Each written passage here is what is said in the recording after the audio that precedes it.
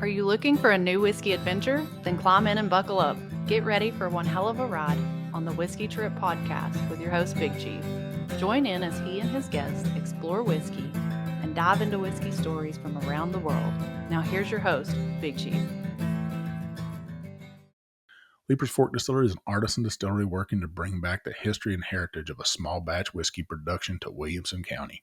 The distillery crafts premium spirits using local ingredients and limestone filtered water to create superior spirits with a signature taste. Yeah, you know I love their wheated bourbon. Leaper's Fork Distillery is characterized primarily as a low volume, low impact concept of production. They are excited and honored about bringing back a lost art and industry to a county that always puts its history and heritage at the forefront. Visit them today at leapersforkdistillery.com. Hey, it's old Big Chief, and yeah, you're taking another ride on the whiskey trip, folks. And I'm in here in the Hemmingway Hideout, and you see I got a plethora of bourbon behind me. And Ken Hemmingway, this is his bar here in Bridge City, Texas. So the Hemmingway Hideout is a perfect name for it in Texas. It's like where outlaws come to drink whiskey right here. And it's nice and cool in here. And I got a guest with me today. I got Ken's brother, Kevin Hemmingway. Welcome to the Whiskey Trip, my friend. Well, thank you for having me. No, this is your debut. This is your, like, you've never been on camera, unless it's been in some porn movie or something I don't know about, but from the 70s. Don't do any of those. But you love some whiskey, and I brought two whiskeys for us to try today and review. And one of them is sitting right here in front of us. Is this Bottled in Bond from Old Fitzgerald. Now, this is their brand new release, a 7-year. And what they're calling this is for the blue collar man out there. This is for the man that can't spend that much, even though it's $59.99 for this bottle. That's what they're supposed to go for MSRP. Now, I've seen some bottles out there, Kevin, that are going for up to $500 of these. That's crazy. I don't think it's worth that. No. Well, let's talk about your whiskey experience. How did you get into whiskey?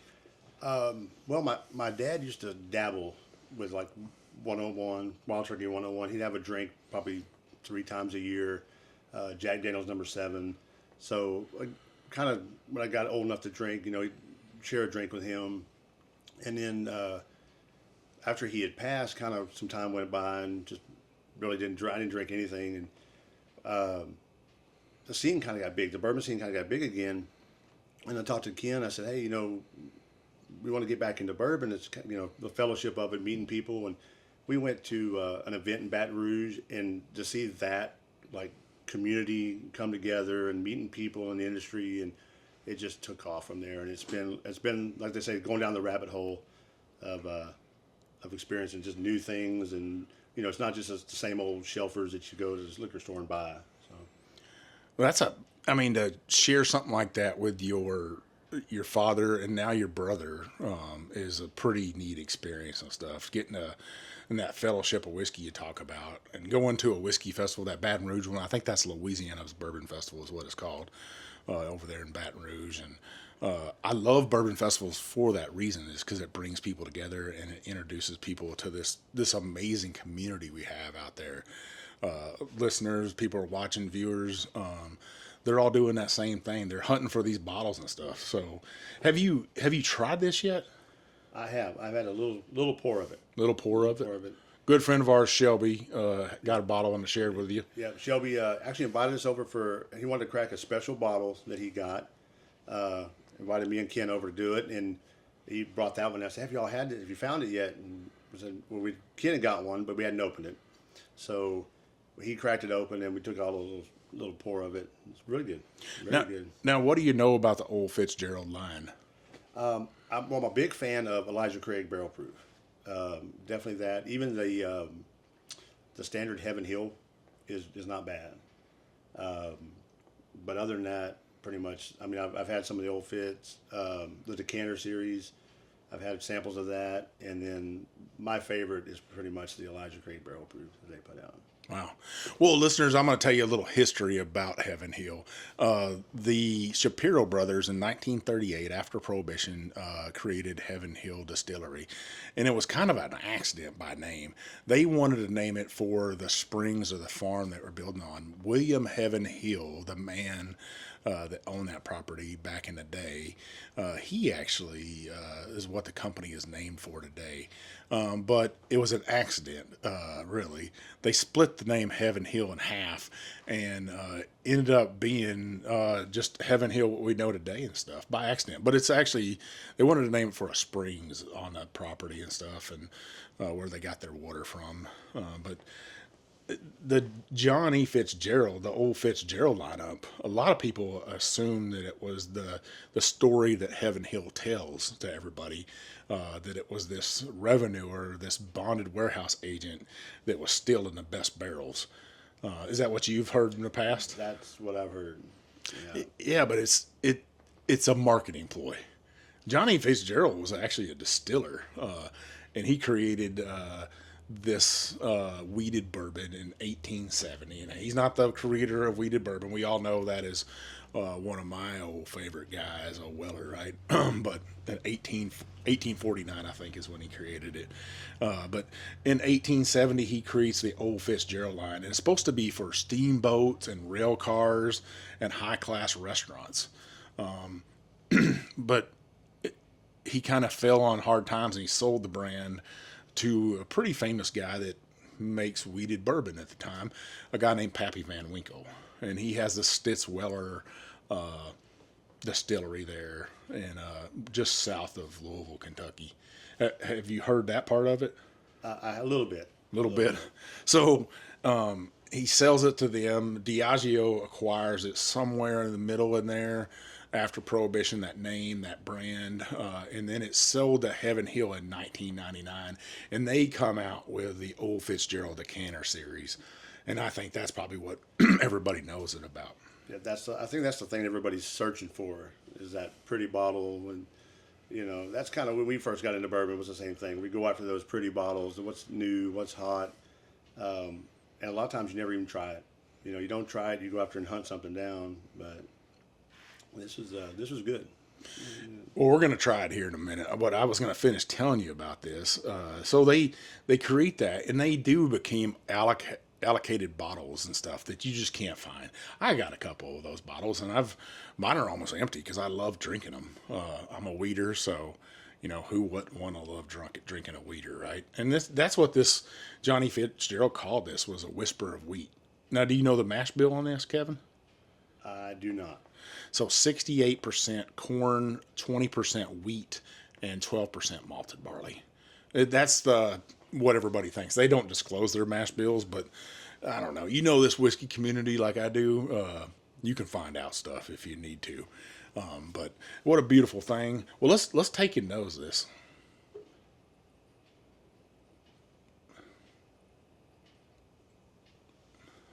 Man, it's got a beautiful nose on it. What are you getting on this? I always tend to get strawberry off of weeded bourbons or weeded whiskeys. And I get a little bit of that, just a little hint of strawberry and a kind of an orange citrus.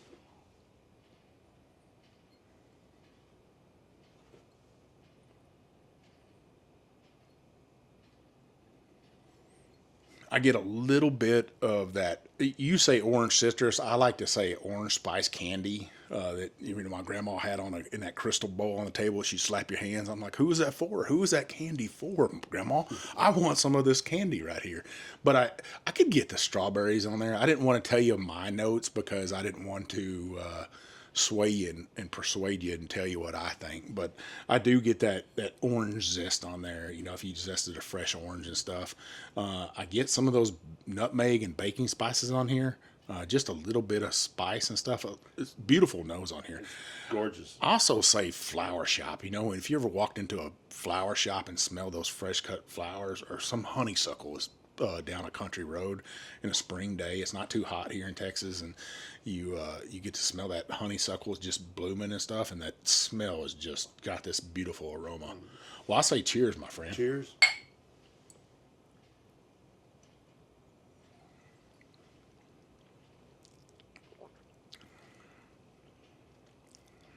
man, that's pretty damn nice.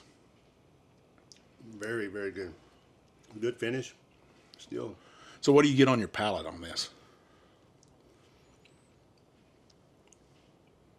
Again, I get the strawberry, little raspberry in there. Actually, a little note of chocolate. A little bit of like a milk chocolate. I can get that baker's chocolate to me. That's melted down and you put a little cream in there and stuff. Almost like you're going to wax, or not wax, but you're going to dip that chocolate onto a strawberry and then taste that together. That beautiful taste of that. Maybe a little bit of white chocolate on there. I'm getting a little bit of cherry on this, that cherry Twizzler that I crave so much when I watch a movie or if I get on an airplane. I don't know why I got to have those cherry Twizzlers, but maybe even a strawberry Twizzler on this. Yeah, that's got a good taste on it right there. Man. So, Very good. you know, they created this so that everybody could get a bottle of this, and they're trying to flood the market. You're seeing posts all over the internet about this, so that if they flood the market, they feel like it won't become allocated and everybody can get a bottle and stuff. The problem is if a store doesn't limit it to what you can buy, you know, that's where it hurts. That's where if you can find it at Total Wine or one of the bigger box stores, and I don't want to go against small business and smaller liquor stores that are trying to make a buck, but you know, those big box stores, if I was you, that's where I would try to go hunt this at. If you see they're going to drop it for $49.99, I think that's a smoking price on this right here. 50, I wouldn't pay over $70 for it. I don't know what your thoughts are on it. No, I agree 100%. I think that, you know, that fear of missing out drives the prices up crazy, and I will not pay secondary for anything. So definitely, I mean, I would drink it and buy another bottle for $50 all day long. Yeah, I mean, I think this bottle right here will not last that long. Now, I can't lie. I didn't buy this bottle. My good friends over at Heaven Hill, Adam, Bernie, all the marketing staff there actually sent me a bottle, and yes, I got it like that. But there's a lot of work that goes into getting one of these bottles and putting that effort into doing a show and doing a good review on it. This has got that. To me, the finish on it is a medium to long, not a long finish. It's only 7 years old. And I think they did that to keep it with their Heaven Hill bottled in bond and around that same price point, which I love. And it still has that, it's a beautiful bottle, tall, slender. It will fit in a well, really well, I think. And it bottled in bond. I mean, come on now. 7-year-old bottled in bond. It's got a beautiful color to it, you know, that dark amber. I don't know. So let's kind of get into your bourbons. What's your favorite bourbon out there? If I had Island bourbon, I always say I pick 3. I love Stag Junior. I absolutely love Russell's 13. And I'm a huge fan of Weller 107. So I kind of have the gamut of a little bit of everything. Now, you can't go wrong with Jack Daniel's single barrel proof rye. But I'm really gotten into a lot of the finish stuff. One of my new favorite finished is Mizunara, the Japanese Mizunara. I really like that. So Now, you guys have a great relationship with Barry Brenniger at RD1, right? And he makes some finished bourbons that'll just blow your mind, really, across the board. I don't think I've had anything from him that I'm like, okay, I don't like that. There's some that I would rank over others, right? But you guys have built that relationship, and you got to go up to Kentucky, and they invited you guys. I actually got an invite to go to that event, and you can't be everywhere at once. And I got a job like you do, where I actually have to go to work, and the nation depends on me going to work and doing my job. But you got to go up there and experience that. Tell me a little bit about that. that was amazing. That was, to me, was a trip of a lifetime. The new facility they built it's an experience for not just a taste bourbon, but it's an experience. And I met a lot of people in the industry that are big in the industry, and it was overall just a great thing. Got to try some of their experimental stuff that they quite haven't released or even got to the bottling line yet. I'm still in shock by it. I got to meet the CEO, the CFO of the company. Freddie Johnson was there. That was kind of a neat thing to meet him. He was there for the grand opening. But just overall, it was just Kentucky's beautiful. It's not. I hear it's hot, but it wasn't hot when I went. So, just overall, great experience there. Yeah, I mean it is hot in the summertime. It's not Southeast Texas hot. Let's get real. People have no clue about how hot it is down here in Southeast Texas. I mean, it's cooking outside right now, and it's 10 o'clock in the morning here, and it's probably pushing 91 or 92 right now with 100. It's got to be 100% humidity outside. Easy. It is just drenching and stuff. Yeah, I'm like you. That Weller 107, I'd love to take 3. If I was going to have to be on desert, I'd take 3 different bottles of whiskey with me and stuff. And that's what I had to drink. Weller 107, though, is, when people ask me, I'm like, yeah, it's hard to beat that right there. That proof, I am not a proofer where I have to have. I'm a typical American whiskey drinker, though, that likes that probably 97 up to 120, somewhere in there. I'm not big into the hazmats. What about, are you big into the hazmat stuff? I think you're getting into, when you get back into bourbon, you chase all that stuff, and you hear hazmat, and I got to get 145 proofer, and when you try them, they're good. I mean, some of them are good, some have more flavor. The Cowboy Bourbon was good. I've had some Coy Hill, but I'm with you.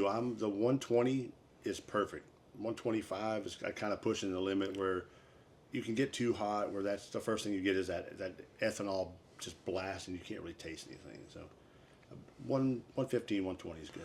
Now you get me into a weeder that's been aged for a long time. My God, and it's high proofed, it's hard to put that down because it's like just a candy to me. This right here. The more I drink this and it sets on my palate, the sweeter it's getting. I'm getting this cinnamon bun stickiness out of it and stuff. It's beautiful. See, I get a glazed strawberry donut is what I get. I can't argue with that. That's what I get. That's a beautiful note right there. Yeah, and it's just lingering that. And when I said medium to long finish, now I'm thinking, yeah, it's a longer finish than I thought it was. And what a beautiful whiskey that we're getting. Kevin, is there any bottles that you've gotten lately that you just have blown your mind? The latest bottle I acquired was a K-Loop, and it was a extended aged Kelvin barrel. It was a pick, and to me that has been amazing bottle. And then I picked up a Dark Arts Mizunara finished, and you talk about floral. That for something with the Mizunara, I joke with them about making candles out of it because that scent it just lingers. It's amazing. Yeah, I got to go into a barrel house a couple months ago over in Atlanta, and they had about 6 Amburano barrels sitting around. And when I walked in there, I would have thought I walked into a big red chewing gum factory because it was just so prominent. And I was like, oh man, I need to find some chewing gum right now. It made me want to chew it. Very beautiful. Man, I'm going back to this whiskey right here. These are bottles that I look for. And I don't know, this might be right there with Weller 107. If they can make it to where they're flooding the market, and you watched my episode from last week, and Sazerac was dropping the bombs, right? They were just like, oh, we're going to flood the market with this, and we're going to flood the market with that. You're going to be able to find more of this. Well, is Heaven Hill doing the same thing? I think they are, and a lot of people say the bourbon boom's over with. I don't agree with that. I think what settled down is the fear of missing out, that FOMO they call it, because when you first get into it, which the last couple of years most people flooded the market with getting into bourbon, and they want to find everything. And now with me, I'm trying to find the unique items, the barrel picks, the single barrel type stuff, and then the things that, again, that aren't the newer things that they're putting out, but not having to go get it, like this, the Jack Daniels with their lines, the 10s, the 12s, the 14s. It's good product. So what's next? Yeah, you know, when you really deep think about it and stuff, I think the bourbon boom wasn't over. I think that is the big brands saying that and hurting. And a lot of businesses are shutting down, but that's a lot of the smaller distilleries that are closing up shop and stuff. That's because of mismanagement overall. It's not because the bourbon boom is bust. That's marketing issues. You're spending tons and tons of money on marketing. You're spending tons and tons of reps out there that don't know what they're doing. You're sticking to the same media that you've done for 100 years, from magazines where you're paying to be in that magazine. You're chasing these gold medals or platinum or whatever all these whiskey judging competitions are and stuff, and you're paying for that. Do you take any heed into those when you buy a bottle? Do you look at it and say, oh, that's won a platinum, I better taste it? I honestly don't. Like, we have a local bourbon group that we're in, and you know, if somebody grabs a bottle, of course we try to get together and share it. But I kind of take the notes off of that, you know. And I mean, we're friends. I'll ask you if I'm in the store, hey, have you had this? And oh, it's good. You know, you ought to pick it up. The marketing is just that. It's to sell it. That's what they're trying to do, is sell it. And I'm going to buy it if I think it's good. And if I'll give somebody an honest opinion, hey, I didn't like it. It wasn't my palate. You might like it. I've gotten into more wheat bourbons, wheat whiskeys. So I do like that flavor profile, that kind of berry jamminess that you get out of those. So and I know tasting notes that they put on bottles are marketing. So yeah, you know, if someone's going to say, oh, this tastes like this, I want to discern that myself. So I want to try it. Well, you probably want to find somebody you drink whiskey with and be like, okay, this guy's got a exceptional palate right here. And I'm not saying that Fred Minnick doesn't have an exceptional palate. He does. And when you listen to his story, it makes you want to drink it even that much more, because he actually had PTSD and he needed to kind of dive into something. And sensory memory was one of those things. And that's, you know, I don't know if you've heard that story about him, but so I'm not saying they don't, but marketing has a play in bourbon, and these companies have bought into it, and they're spending, like I said, thousands and thousands of dollars on that and stuff, where they probably don't need to. You know, all news is good news to a company, and I'd say to companies out there, somebody knocks on your door and says, I want to do a show with you, a podcast or whatever. It doesn't matter if they have 10 followers or 100,000 followers. Get on their show and get your stuff marketed for free. What's it cost you? A bottle of $59.99 right here, that Heaven Hill. Now, Heaven Hill's got a big marketing budget, but they obviously sent bottles out to guys and gals like me that want to talk about their whiskey. And it took me a little bit to get to this bottle. Sometimes you just got whiskey stacked up to where you can't get to it. The other thing about the bourbon boom is I think these craft distilleries out there are coming of age, and they're capturing that market where they're at. It's like Steel Austin, right? Steel Austin has captured the market in Texas. They've put the money where their mouth is and said, okay, we're going to do this, this, and this, and we're going to put out this kind of whiskey and stuff. But these brands are figuring that out. Win your market, win your hometown, win your state, and then you can expand upon that and stuff. And that's the beautiful thing about whiskey. And so I think these brands have eaten into these bigger brands' budget or to their profit. And now they're realizing we've got to put something out there to compete with them, and we got to make sure that these allocated bourbons are not allocated. You know, is this going to become allocated? I don't think it will. And I think we're going to see more Weller on the shelf. In Texas, we see Weller Special Reserve all day long, right? This might be, God, I hate to say this. April, if you're listening, April Weller Cantrell, my buddy, if you listen to this, don't just turn it off right now. But this might be a Weller killer right here. It is that good. I love it.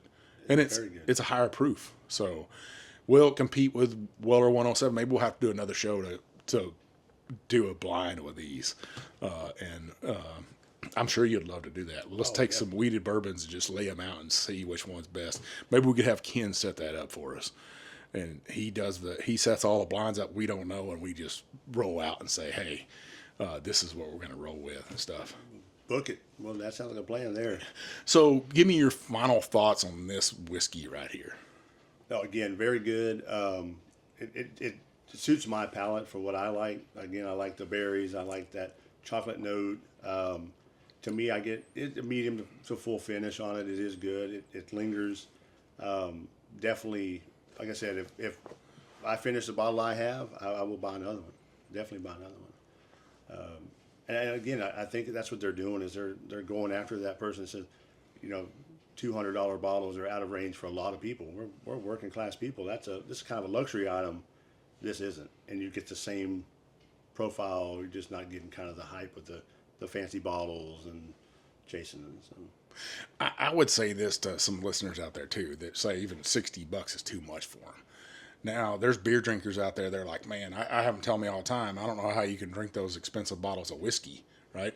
But typically there's 50 pours of whiskey in this one bottle right here. Now this is a 700 milliliter bottle. I don't know if you knew that or not. Did not. That's so it can compete in the European market, across the United States international market. We're probably going to see a bunch of brands go to that 700 milliliter. They're not trying to cheat you out of it. They're very open about it, but it doesn't make any sense to have your bottling line running 750 and then you got to switch the whole bottling line over to 700 and change everything out. That costs money. Time is money with these bigger companies like that and stuff. They're not hand labeling these. They got a machine in there just running them through. But to change all that out from a 750 to 700 is expensive. But what I would say to those beer drinkers out there, those wine drinkers, are like, man, that's an expensive bottle, $60. Well, if there's 50 pours in here, how many cases of beer? Because a glass of whiskey, a pour of whiskey, might be a 12-pack to some people. We're not talking about the 5% alcohol in a beer that makes you feel bloated. This doesn't make me feel bloated. This makes me feel like I just had some breakfast cereal with milk and cream, right? Oh, definitely. Yeah, what a beautiful. So take a chance. This will last you for a while. Is it going to last me that long? Probably not. Because one of the things I want to do is share it with people so they can experience and stuff. And you guys, you know that, right? You got to experience me opening a big bottle at a bottle share. And did I do it right? Absolutely. Do you mind me saying what bottle that was? Yeah, go ahead, man. Yeah. He had got a hold of us, and we got together for a bottle share and had some people down, and he says, hey, I'm going to open a King Kentucky. And I was floored. I was like, wow, you're really going to open that bottle? And he's exactly going to open that bottle. And shared it. Probably poured almost half the bottle that night. Probably 3/4 of that bottle that night. But I made sure that nobody else could take it with him because I took a pour off of myself without pouring it. I just sucked off the bottle a little bit like a big old baby, but people were like, I'll still take it. I'll take the rest of it. And I actually offered it to you. I said, you can take the rest of this, Kevin, if you can get up off that bar stool. Yeah, that was, we won't talk about that night. Hey, I wanted you to relax and to enjoy yourself at my house in a bottle share, and that's exactly what you did. And you were responsible. You had somebody at DD there with you that was taking care of your brother. So, hey, if somebody can come to my house and relax that much and feel that comfortable around me, then hey, that's what those bottle shares are about, right? Exactly. Is getting to experience whiskeys that sometimes you'll never get to experience. We're going to do another bottle share when it gets cooler, and I got another big old bottle to pop open, and maybe I'll get some other people to say, hey, drag a bottle off your shelf that you think's an antique and share it. Open it up. If you got that bottle displayed in the light, you're just killing the whiskey anyways. So you might as well share it with everybody. I know people got those signed bottles and stuff, and those are cherished and stuff. You actually shocked me when I walked in here today. So many of you listeners know that I served 10 years in the Army before I got out. Same day I got out of the Army, I went into the Coast Guard. But 250th anniversary or birthday of the U.S. Army, and I hadn't bought a bottle of anything out there because there's several different brands coming out with 250. Horse Soldier is one of them. 10th Mountain. A lot of companies are putting those out there for soldiers because they want to have them. So I walk in here today, and he pulls out a bag, and he says, "I got you something, man." And it's a bottle of Green River 250th edition. Thanking the U.S. Army, and then it's 111.1 proof.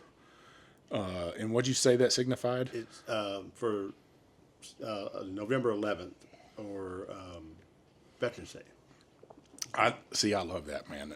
That thought process that goes into an expression like that, and I can't thank you enough. That you and your brother are salt of the earth, and when I moved here, I still feel this way that I'm not from Southeast Texas, so. I can feel somewhat like an outsider, or when I tell people I have a podcast and they're like, you're not from here, so we're not going to embrace you. You two have certainly embraced me and showed me that brotherly love that you both show each other and have treated me amazing, and I can't thank you enough, Kevin. And that's why I wanted to share this whiskey with you, and Ken over here is watching. Shy guy. Yep. Shy guy. Well, on the second half, listeners, we are going to review another bourbon. Kevin hasn't had this one, but it's from Woodford Reserve. It came out in May. It's a distillery-only release. It means you had to be there at the distillery to get it, or there's like 5 states you could order and ship it to you, and some select retailers and stuff. But on the second half, we're going to review that. We'll deep dive a little bit more into whiskey and stuff. And yes, I do have a giveaway. I brought a bottle with me to give away on the second half. This will be a YouTube giveaway, so stick with us, and we'll be right back. Seldom Seen Farm, bringing bourbon barrel-aged maple syrup goodness from everything from pancakes to whiskey cocktails. Seldom Seen Farm in Northern Ohio has something magical for your whiskey cocktails instead of that old basic simple syrup. Kevin Holy and his family are harvesting the sap from over their 5,000 maple trees and turning it into something delicious, maple syrup. He then goes a step further by aging in bourbon barrels for 6 to 9 months. That's right, bourbon barrel-aged maple syrup. Shh, don't tell Miss Viv, but I love to pour it over my butter pecan ice cream. Visit them at seldomseenmaple.com. All right, listeners, we're back for the second half, and I got Mr. Kevin Hemmingway. What's your handle on Instagram? Redfish Chaser. Redfish Chaser. Well, you haven't taken me damn fishing yet. It's too hot. It's too hot. When's Redfish? When are they running here? Well, they're running now, but the best time, in my opinion, is late September. You don't want to see me in my Speedo? No. I got an American flag one. I figured that. I would say that. That or the Texas flag, one or the other. One or the other. That's the American flag Speedo with a Texaholic hat in the pool. Miss Viv loves that. She's like, yeah. I'm glad your neighbors probably love that you have a big yard. Yeah, probably. So they can't see you walking around back there with your Speedo. Well, I got another amazing whiskey with me that I pulled out of the bag. And so what I got for us is this Tawny Port from Woodford Reserve. Now, this is a blended whiskey. Now, that might sound wrong from Woodford Reserve. A lot of people were like, God dang, they're a bourbon distillery. Well, they got a rye as well. So this is a blend of their rye and their wheat. I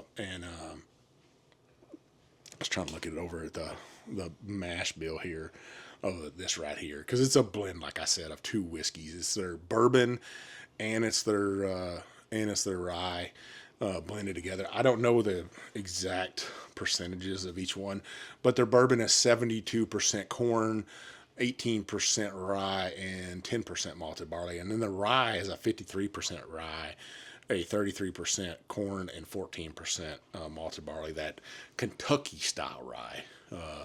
when I think a lot of people say I don't like rye whiskey, that's the whiskey they don't like. But the reason they call it a Kentucky style rye is that you get those bourbon drinkers that kind of sucks them in because it's more of a bourbon-y style rye with that corn in there. So, yeah, and then they finish in a tawny port barrel. Do you know about tawny port? I do not. So tawny port is a Portuguese fortified port. It's got this nutty, more caramely, dried fruits notes to it and stuff. And they can range in age all the way from 10 years up to 40 years. That's a pretty badass port. If you're a port drinker out there, if you're bourbon or whiskey drinker, and you're like, every once in a while I like to drink a port, if you can find one of those 40-year-old tawny ports. Now, when I first started in whiskey, Kevin, I thought tawny meant dirty woman. I don't know why. Not like dirty, like got dirt on, like a nasty little girl. That's what I thought it meant. But yeah, I thought we'd try this. So while you nose it, I'm gonna tell listeners a little bit about the history of Woodford Reserve, and maybe you don't know some of these things. I don't know. So Woodford Reserve is what we know now. It was made or built in 1818, and then the distillery itself, where they distill the whiskey at, in pot stills, which is not common in Kentucky. They usually use column stills there. They use these giant pot stills, over 1,000 gallons each. They started with 3 of them in 1838. And Woodford Reserve shut down over time after Prohibition and stuff. And it was kind of an experimental distillery for a long time where the Brown-Forman family would just experiment and stuff. But they rebuilt it. And once they rebuilt it, they actually, 2022, I think, is when they added 3 more stills. So they got 6 pot stills on there, not column stills. Like I said, over 1,000 gallons each. I think they got a beer still, a stripping still, and a whiskey still is how they run it and stuff. But they do a sour mash process there. Now, these are a sour mash whiskeys right here.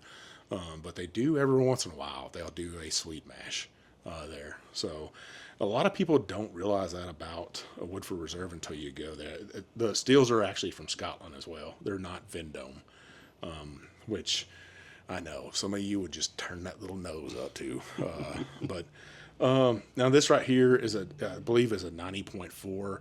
I got to say, thank Woodford Reserve for sending me this right here, this 100 milliliter sample. These were distillery only releases, I think 4 or 5 states. Obviously Kentucky was one of them. Selected retailers, and then you could buy it online in those states. I think Indiana and Kentucky were 2 of them. In a 375 bottle at $65. Now that's kind of pricey for 375, but I think for a finished whiskey, something pretty special. What are you getting out of this? I definitely get the pot still. You kind of get that aroma that the pot still imparts. I don't want to use the word funky, but it has that little funkiness to it. I like to say, because it is a pot still, is that kettle corn smell that you smell at that craft fair. I don't know if you've ever had any kettle corn straight from a kettle and stuff, but then they throw that sugar in there and they're popping that corn and it's just going and that sugar is just coating that corn. I get a little bit, I get you on that. But definitely get the corn. I get a little hint of that wine, the tawny port. I get a little hint of that, and I'm almost getting almost like a black licorice, a little bit of licorice, that anise smell. You think that might be the rye in there? I think it is the rye, being blended like a burr rye. I definitely. But I don't get any spice on the nose at all. I get a little bit of spice and stuff, just a little bit of that baking spice, maybe a little bit of nutmeg and stuff, maybe some clove in there a little bit. The grape influence in here is really pushing me. And that when I say grape influence, grapes can have like almost a zest to them. The skin of them do. And I get a little bit of that. The color on this is just amazing. Beautiful nose altogether, though. Well, let's try it, my friend. I'll say cheers to you. Cheers.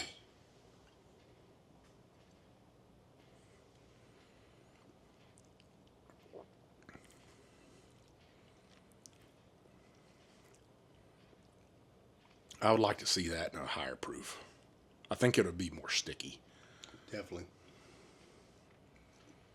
If it was 110 proof or somewhere around there for $65, I'd be like, oh hell yeah, let's do it. Definitely. That's one. I hate talking bad about anybody, you know, but being honest, it kind of does fall flat. It's kind of thin feeling. I don't know if that's the pot still does that or. I think it's the proof is making it. When you proof it down like that, maybe you proof it down too far. They like to stick with that 90.4. That almost all Woodford Reserves are 90.4. I don't call it flat. I think that's just that line, you know, for them on 90 proof whiskeys. And we just drank a 100 proofer that was sticky sweet. True. But this right here, I still get those grape notes out of there. That port is coming through very heavily. And not being a wine drinker, I can definitely get the port. I can definitely, because it's something different to me. You know, I've had wine, so I know what wine tastes like, but I definitely get that. And this would actually pair really good with a cigar after a steak dinner, or even before a steak dinner, I think. Maybe even an Italian meal with this, a good spaghetti or something like that. Great pairing whiskey. I get a little bit of nuttiness on this for some reason. I definitely get the nuttiness on it. And maybe that is from that port, that tawny port coming out of here. I love when they do expressions like this, just trying something new out there, throwing something out there for us to try. Now, I know Chris Morris would probably he'd probably turn his nose up at us because did you know this, that he's the one that created the Taste of Whiskey tasting wheel? I've heard that. Yeah, but that's off his tasting notes, and that's what I don't like. I like going down a cereal aisle and like, that's my tasting notes right there. Or, you know, when you walk into a convenience store when you're not supposed to, get a pop and a soda pop and a honey bun. That is my tasting notes right there. Oh, exactly. That's one thing I struggled with was because you look at those and again, it's somebody's interpretation of what they're smelling, what they're tasting, and you're trying to pick out that.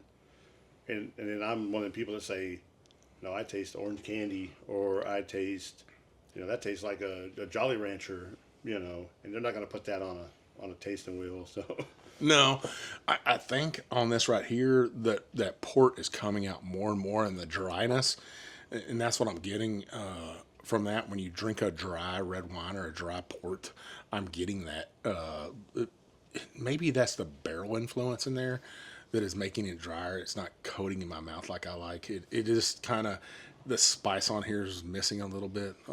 There's a little bit, but not enough to where it's super enjoyable. And maybe that's how long you leave it in that tawny port barrel from that influence. Does it suck out that port into that whiskey and stuff? And then I get a little bit of that black licorice in here. Just a tad bit, and that's that influence from the rye. I think, like you said, you got that high rye bourbon and a rye whiskey, so there's a lot of rye influence in there and stuff. Maybe if they would have stuck with just the bourbon, the sweetness of the corn would have interacted better. I don't know.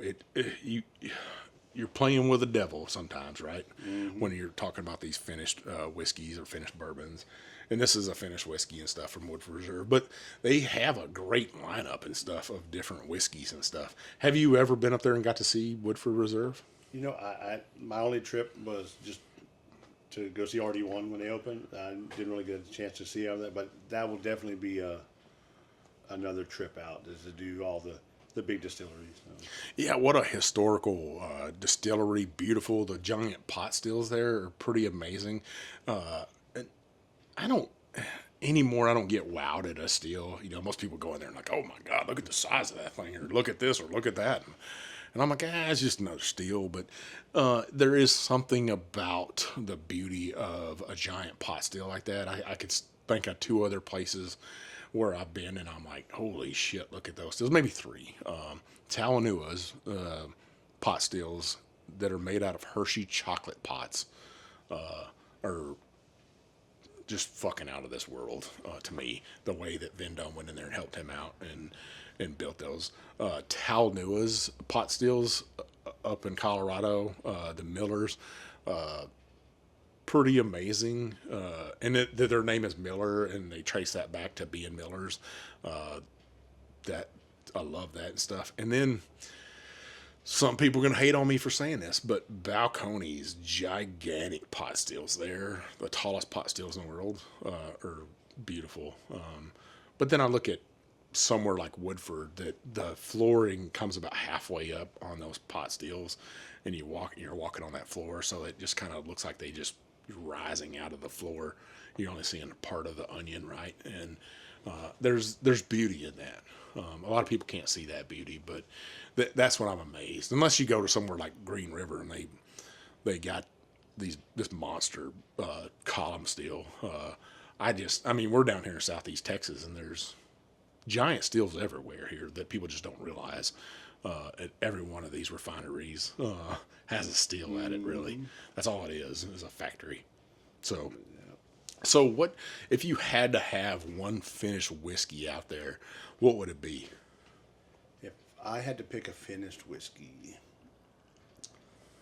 I think Cherrywood or Mizunara. Really? Absolutely. That's the two right there. The two I would go for. Mizunara to me is just, it's so floral. That's all I can really say. You talk about like walking into a florist. That's exactly what I get when I smell Mizunara. It's just flowers for days. It's got a sweet aroma. You know you're smelling it. It just doesn't smell like anything else.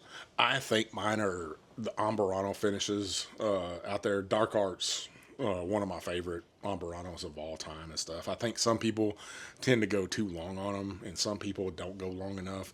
But when you hit it right there, right, I think Macaulay from Dark Arts, his was finished just perfect. It's like this cinnamon oily toast crunch in a bottle. Talking about a decanter bottle, his decanter bottles are amazingly beautiful and stuff. And then I always go back to Angel's Envy, and especially their cast strength, their limited releases they would do every year in a big wooden box and stuff. I've got several of those at home, hidden away in my office, and I love to break those out for special people. And some people are like, "I can't believe you've opened those," and they're not a collector's item to me. I can't say that enough. Don't be a collector. Share your whiskey, and I'm sitting with walls of whiskey behind me, but I'm in a house where this man opens his whiskey to everybody, and every time I've been here, he's like, "Have you tried this, Mike?" And I'm like, "Yeah, I've tried it." So you don't open it for me. But every time I've come over here, he's offered a pour of he's like, "Anything you want, man, I'll open it." And I'm grateful for guys like you and your brother to just welcome me to here, Southeast Texas. I've been here for 2.5 years now, and it doesn't hurt that you're both Longhorns fans. That helps out a little bit. I mean, come on now. Who doesn't like Texas Longhorns? The most majestic beast in all college football to me.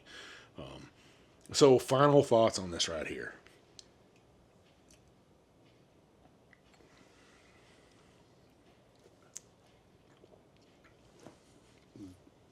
Very, very. I mean, it's delicious. It's it really is very, very good for not being a wine drinker and not really having a lot of those ports or finishes. It's very good. Yeah, my finishing thoughts on this right here is a beautiful whiskey that can be appreciated. I think if you're into finished whiskeys, if you can get it, it'd be something nice to have on the shelf for wine drinkers. It might be a gateway whiskey for somebody and stuff that loves dry red wines or loves ports. And you could say, "Hey, I got something for you to sip on and stuff." It's $65. It might be a push for some people, but if you're right there on the trail and there's bottles available for you, it's got a medium finish to me. A little bit dry for my palate and stuff. I think you have to pair it, like I said, with a certain meal and stuff.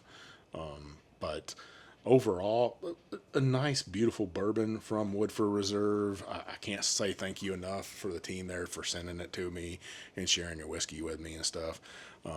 Let's go to our giveaway for the week. You won a giveaway. I have, and I've opened that bottle, and it's amazing. What did you end up getting? I got the think it was a Wenzel weeded bourbon. Oh yeah, how was it? Now I'm going to be honest. That's a 107 killer right there. That bottle is amazing. Now I believe that came out of Savannah, Georgia. The whiskey did. Was Wenzel bought out the barrels from there and took them back up to Kentucky and stuff. But yeah, beautiful whiskey. I just wish I was a little thinner. I could wear the shirt. Yeah, what a beautiful whiskey. So, listeners, I've been doing these giveaways, and I've said this last week. I'm going to say it again. Put in for the giveaways at the end of the year. The people that put in for them, the people that won a giveaway all year long, I'm going to do one giant giveaway for one listener. And I think everybody will be super excited about that giveaway. So hopefully, after an entire year of giveaways, I'll do some kind of amazing package for those folks that won them. And people across the country have won these giveaways. And they're real, right? Absolutely real. I think Ken won a giveaway as well. I'm pretty positive. I can't remember all the giveaways and stuff, but I got a giveaway this week. So this right here is a Keeper's Heart, 10-year single malt Irish whiskey finished in a Malagra wine cask. I think I said that right, Malagra wine cask. Very beautiful whiskey. This last year was one of the whiskeys that I said was up for my running of whiskey of the year. It just got beat out, but what a beautiful bottle of whiskey this is. And what I'm going to do is on YouTube. Actually, I want to do this on Facebook because I want to see photos. And I want to do this for our first responders out there, for our service members, for any cops, any EMTs. If you have a photo of you in your uniform, post it on this episode right here of me, for me. I would really appreciate that. But you'll be entered to do a giveaway. Now, if you're a Coast Guard member, you'll get a bonus for that. If you're an Army member, you get a bonus for that. But you're a cop, firefighter, EMT, a nurse, any of you first responders out there, please send a photo, post it on this episode right here. I'll run it for a week, and you'll get a bottle of this Keeper's Heart. And I tell you what I'll do. I just crushed 2 of my glasses over here, but I'll actually throw in not one of those crushed glasses, but I'm going to send those glasses to somebody all broken up. No, seriously, I'll throw in one of my glasses with this Keeper's Heart right here. My Spey Rocks glass will even open up those notes even better and stuff. What's your favorite whiskey glass to taste out of? It's either going to be Glencairn or the little Kinsey glasses. It's pretty much what I use. Pretty much what I own, so. That's what you got, huh? That's pretty much what Do you got one of these right here? I do not. Well, I'll have to send you home with some today. Oh, well, thank you for that. Yeah. Hey. Well, that's this week's episode right here. Next week, there's a distillery I'm going to have on. I've been trying to get them on, a Texas distillery. I haven't been to any Texas distilleries in a minute. I think the last one I did was Keeper Saw at Jimmy's Bourbon. So I owe my home state some love. So I'll be up in the Dallas-Fort Worth area at a distillery, 1845. Maybe you go ahead and buy yourself some of that 1845 now and pour yourself some as you watch my episode or listen to it. I'd really appreciate you supporting that craft distillery. Once again, what's your Instagram handle? Redfish Chaser. Make sure you follow Kevin on Instagram. I'm sure he would appreciate that.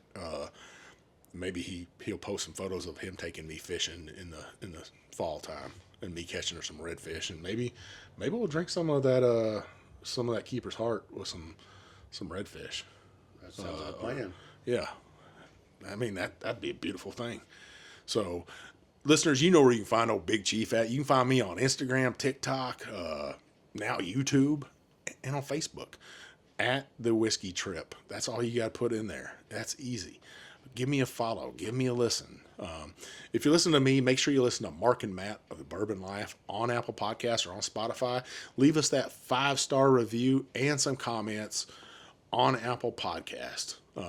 Those comments, those 5-star reviews open up doors to distilleries like Heaven Hill Distillery, so they'll send me whiskey, like Woodford Reserve, so they'll send me that whiskey. I can do amazing reviews with good friends like Kevin here.